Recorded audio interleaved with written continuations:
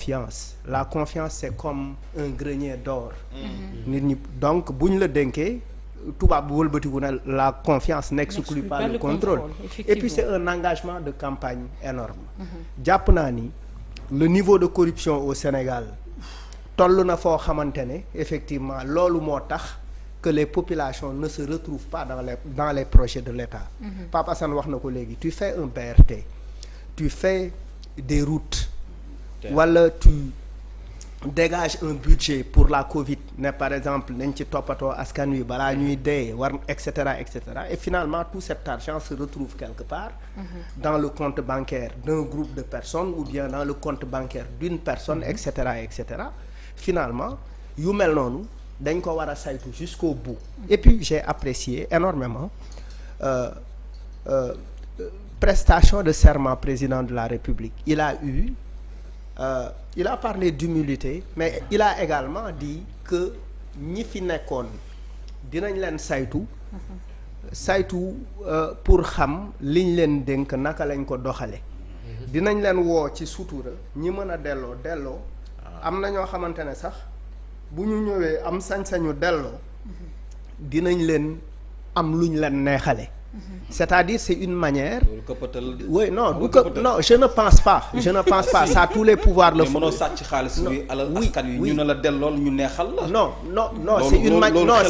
c'est une manière d'encourager les gens et de tendre la perche aux gens. Ça c'est super important pour man.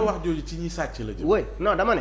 Est-ce que jëmul ci ñi sàcc am nañ ko dénk pour ñooñu wax non peut-être oui ak lum pas directement ñu sàcc non ak lum ak non ñu lay jëlal di la malal mënoo sàcc alalu réew mi mais sàcc xaru jàmbur waaw d'accord ak lum ci mënti doon waaw jox ma ci xale rek non ak lum ci mënti doon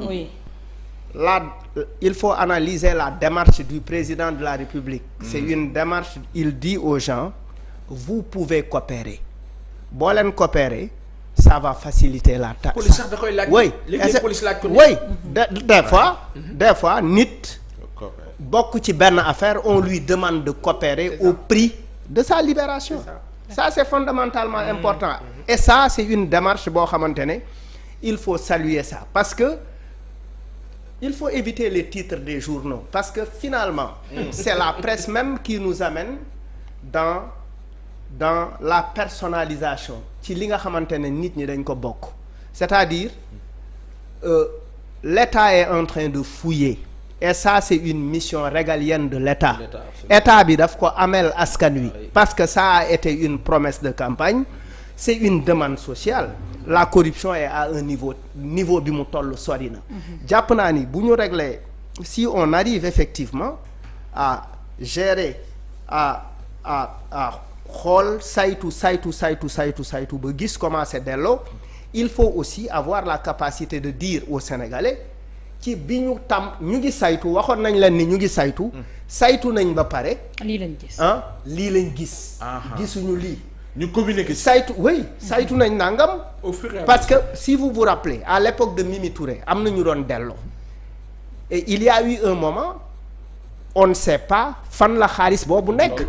L'argent récupéré kenn mujjul xam fan la mujj nekk et cetera et au-delà de ça bu ñu li communiquer est-ce que malal communiquer boobu dafa ànd ak même bu ñu fouillé ba ci gestion diw wala diw nag bañ a dugg ci ay non dañ koy protéger wala nangam sutura ak yooyu maanaam lu ñu gis rek ak ko mënti gérer ñu tudd ko non xam nga pour man loolu état moo koy déterminer parce que aussi pour man ça sert absolument à rien nga récupérer xaalis weer nit ki pour moi ça règle quoi le plus important c'est de dire non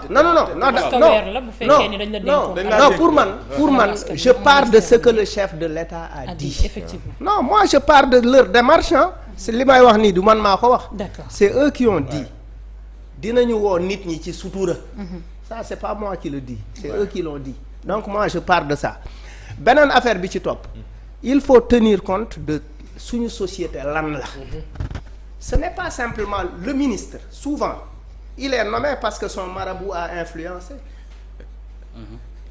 Souvent un ministre il est nommé parce qu'il y a un opérateur économique derrière qui a financé une campagne et qui exige à ce que son poulain soit ministre. Parce que la politique aussi c'est un investissement. Il y a ce qu'on appelle pendant la campagne, tout le monde vient.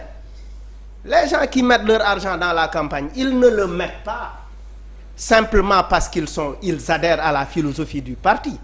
Parce que pour eux c'est un investissement et cet investissement-là il faut après la récupérer. Loolu moom moo indi effectivement ñu ne la les présidents finalement ne dirigent pas.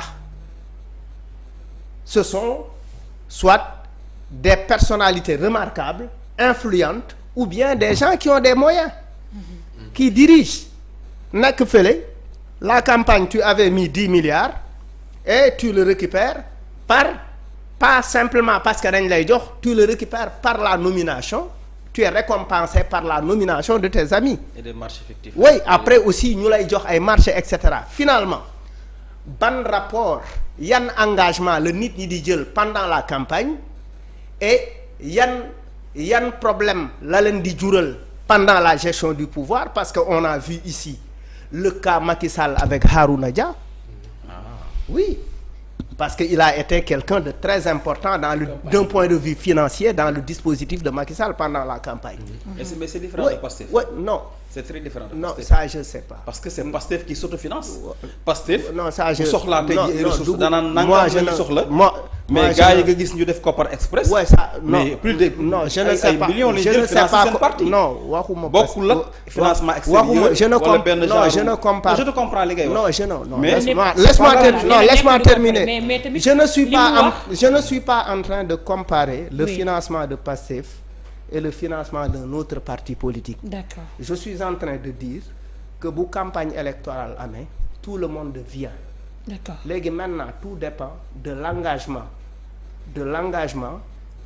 de nit ñi nekk en campagne yi ñuy jël par rapport ak nit ñuy ñëw vers léegi est-ce que même pratique yi ñu doon seetlu ci yeneen régime yi pour ñu rejoindre li Mars wax parce que c'est très important ndax yële da daan am ñu daan ñëw di ci dugal seen loxo ñoo xam ne daawuñu feeñ.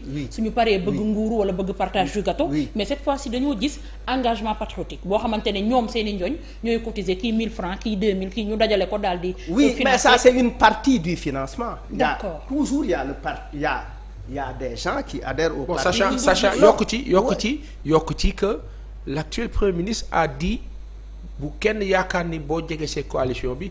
voilà mën nga teg condition ñu fal la ou pas. oui mën nañ xaar yeneen. mais xam nga il faut qu'on fasse attention. xam nga en fait dañu nekk ci on est dans un pays avec ses réalités. dama nekk di souligner d'abord c'est quoi nit bi nga xamante ne il met son argent. qui a mis son argent je ne le sais pas qui ne l'a pas mis je ne le sais pas. beneen affaire bi ci topp mooy. on a très souvent des obstacles yi nga xamante ne c'est des obstacles sociologiques maanaam on fouille toujours une fouille mène quelque part. waaye. mën ngay ñëw di saytu malal Ibrahima Diop nekk xalif général feeñ ci. qu'est-ce que